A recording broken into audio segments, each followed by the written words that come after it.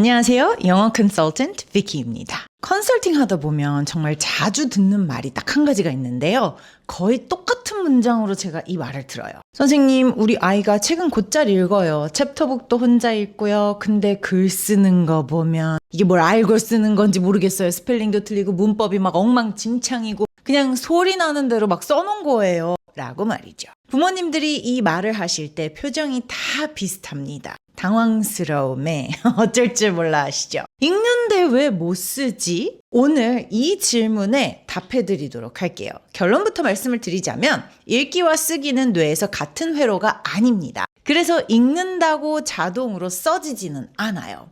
이건 아이가 게을러서도 머리가 나빠서도 절대 아니니까 그냥 당연한 거기 때문에 여러분 너무 좌절하지 마세요. 그리고 오늘 그럼에도 왜 읽어야 하는지, 그럼에도 불구하고 정확히 어떻게 읽어야 아웃풋으로 넘어가는지 다 풀어드리도록 할게요. Let's get to it. 첫 번째 이유는요, 재인과 인출은 다른 능력이기 때문입니다. 이게 바로 핵심인데, 읽기는 recognition, 눈앞에 단어가 있고 그걸 알아보는 것, 쓰기는 recall입니다. 아무것도 없는 상태에서 꺼내는 것이라고 생각하시면 좋아요. 객관식 시험과 서술형 시험의 차이라고 생각하시면 조금 더 쉬울 것 같은데요. 객관식 90점 맞는 아이가 서술형에서 40점 맞는 일 겪어보셨을까요? 인지심리학에서 재인 기억이 회상 기억보다 쉽다는 건 오래된 정설입니다. 보기가 있으면 단서가 주어지니까요. 백지는 단서가 없잖아요. 그쵸? 두 번째 이유는 아이가 읽는 방식이 통글자일 수 있습니다. 소리 나는 대로 쓴다는 부모님의 말씀, 이게 굉장히 중요한 단서이기도 한데요. 이건 철자, 음소, 대응이 정교하게 안 잡혀 있을 수 있다는 신호입니다. 영어를 배운 한국 아이들 중 상당수가 단어를 덩어리 이미지로 외우는 경향이 있어요. 예를 들면 beautiful 이라는 단어 있죠? 이거를 B-E-A-U-T-I-F-U-L로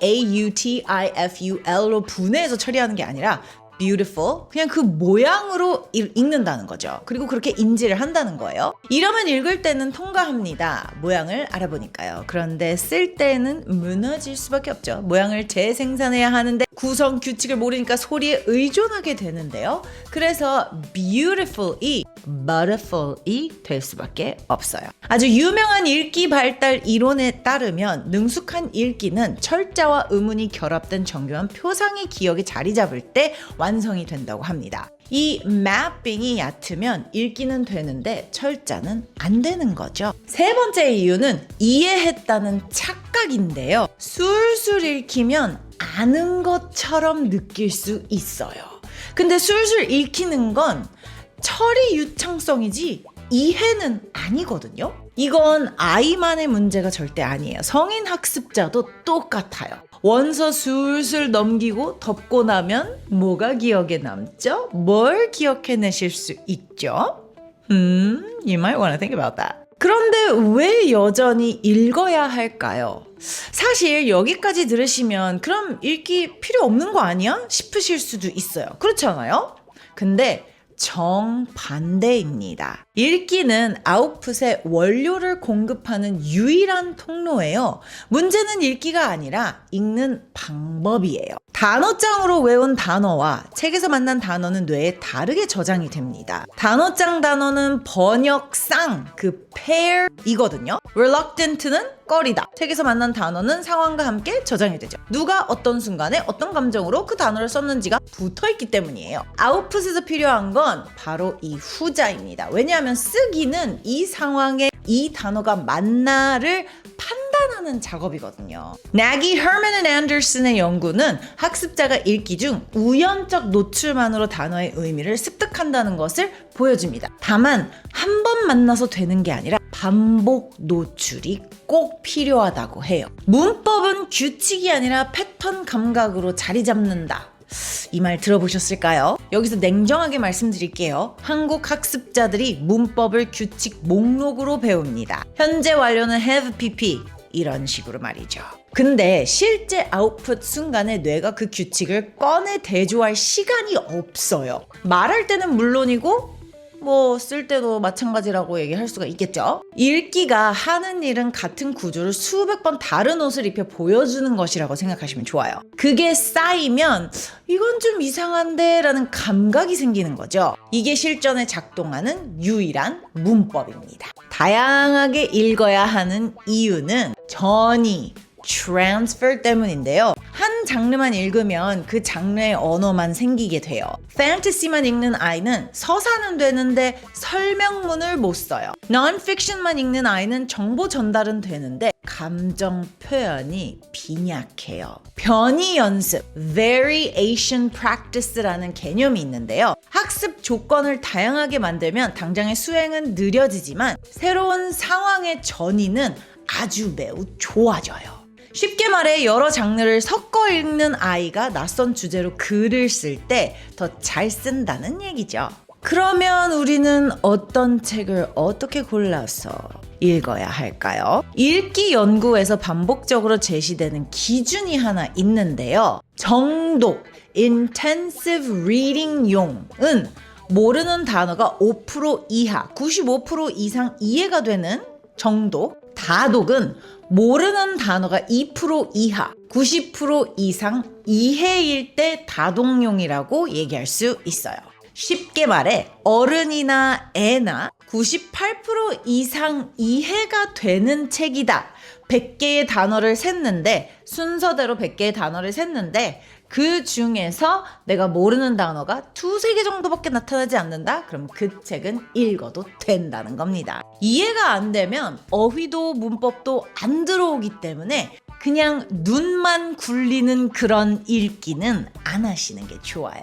한 달 기준으로 이렇게 짜세요. 픽션 한 3권, 서사구조 감정어휘 대화책, non-fiction 한 2권, 설명구조 학술어휘 그리고 문어체가 들어있는 거. 그 다음에 다른 책 하나, graphic novel, 뭐 시, 전집, 에세이 이런 것들. 핵심은 문어체와 구어체를 둘 다 만나게 하는 건데요. 이렇게 두 가지를 구분해 가면서 읽을 수 있는 친구들이 이럴 때는 말로 표현하는 거고 이거는 지금 어떤 상황인지 나에게 글로 설명해 주는 거다라고 구분해낼 수 있는 친구들이 확실하게 잘 읽어요. 흥미가 없으면 또 안 읽어요. 그죠? 이건 논쟁의 여지가 없어요. 다만 무제한 선택권 결국 읽던 것만 읽게 만들어요. 그렇기 때문에 부모가 레벨 그리고 장르 기준으로 5-6개를 골라놓고 그 안에서 아이가 선택할 수 있게끔 다양성을 확보해 주시는 게 좋습니다. 만약에 성인 학습자라면 여러분들이 관심 있는 분야의 책을 3-4개 정도 놓고 그 안에서 선택하시는 걸 추천을 드립니다. 그리고 웬만하면 성인 학습자, 어린이들도 마찬가지기는 한데 서점에 가서 안에 내용을 보신 다음에 선택하시는 걸 저는 적극 추천드려요. 그냥 인터넷에서 표지만 보고 고르는 거 그건 절대 하시면 안 돼요. 아시겠죠? 이 파트가 오늘 영상의 핵심이라고 해도 과언이 아닌데요. 앞에서 말씀드렸죠. 읽기는 자동으로 쓰기가 안 된다. 다리를 놓아 주어야 합니다. 읽고 나서 책을 덮어보세요. 인출 연습을 하는 거예요. 책을 덮고 아무것도 안 보고 방금 읽은 내용을 말로 설명하는 거예요. 이거를 챕터별로 끊어서 해도 아주 매우 좋아요. 이게 앞서 말한 인출인데요. 제인에서 회상으로 넘어가는 지점이라고 여겨주시면 좋을 것 같아요. 어떠한 연구에 의하면 그 연구가 보여준 게 정확히 이거예요. 다시 읽기보다 꺼내기가 장기 기억에 훨씬 강하다는 그러한 연구입니다. 질문의 예시로는 이런 게 있을 수 있죠. What happened first? Then what? Why did she do that? How did he feel? And how do you know? 정말 이런 거 How do you know와 같은 근거를 텍스트에서 찾게 만드는 이런 질문 아주 매우 좋아요. 문장을 베끼는 게 아니라 바꿔 쓰면서 sentence mining을 하게끔 해보는 것도 아주 매우 좋은 방법이에요. 여기에서 스펠링 문법 문제를 잡는 지점입니다. 딱 하루에 3문장 이렇게 한번 해보세요. 책에서 마음에 드는 문장 한 개를 그대로 옮겼습니다. 철자 확인을 철저히 하고요. 그 다음에 그 문장의 단어 하나를 바꿔서 새 문장을 만들어 보는 거예요. 그리고는 그 문장의 구조로 자기 이야기를 쓰는 거죠. 예를 들면 원문이 She was reluctant to open the door 이었다면 He was reluctant to answer the question 으로 바꾼 다음에 네 문장으로 바꿔서 I was reluctant to tell my mom about my grades 라고 할 수도 있겠죠. 이게 바로 generation effect라고 생성 효과인데요. 읽은 걸 그대로 두면 안 남고 스스로 만들면 완전히 남겠죠. 철자는 소리가 아니라 구조로 잡아야 하는데 소리 나는 대로 쓴다는 문제 이렇게 해결하시면 아주 매우 좋아요. 틀린 단어를 그냥 고쳐주지 마시고 그리고 성인 학습자분들도 정답이 뭔지 보고 그대로 고치지는 마세요. 왜 그렇게 쓰는지를 보게 만들어 주셔야 돼요. 그러니까 beautiful이라는 것에 B-U-T-I로 하고 그걸 B-E-A-U-T-I로 바꿔주잖아요. 그냥 그렇게 교정만 해주면 틀려요. 이걸 어떤 식으로 하면 좋냐? beauty에다가 full을 붙인 거야. beauty를 써봐. 자, 이제 Y를 I로 바꾸고 F-U-L을 붙여봐. 소리가 아니라 구조로 철자 지도를 해주는 거예요. 철자 지도에서 형태론적인 인식, 철자 교육이 철자 능력 향상에 효과적이라는 근거는 여러 연구에서 반복적으로 확인되고 있습니다. 자, 그러면 오늘 알려드린 내용 정리 한번 해보도록 할게요. 책은 읽는데 글을 못 쓴다? 정상입니다. 읽기는 제인, 쓰기는 인출, 다른 능력이라는 거죠.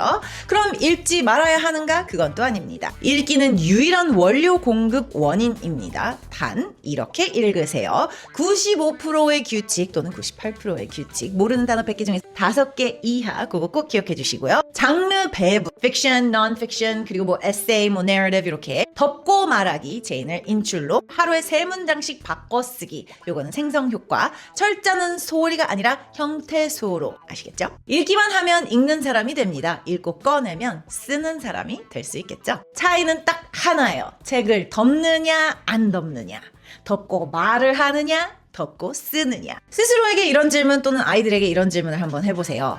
책 덮고 무슨 일이 있었는지 한번 적어볼래? 또는 말해줄래? 이게 바로 시작입니다. 오늘도 내일도 앞으로도 쭉 저와 함께 행복하고 즐거운 영어만 하셨으면 좋겠습니다. 우리는 다음 시간에 더욱더 알찬 내용으로 다시 찾아뵐게요. I'll see you in the next video. Bye bye!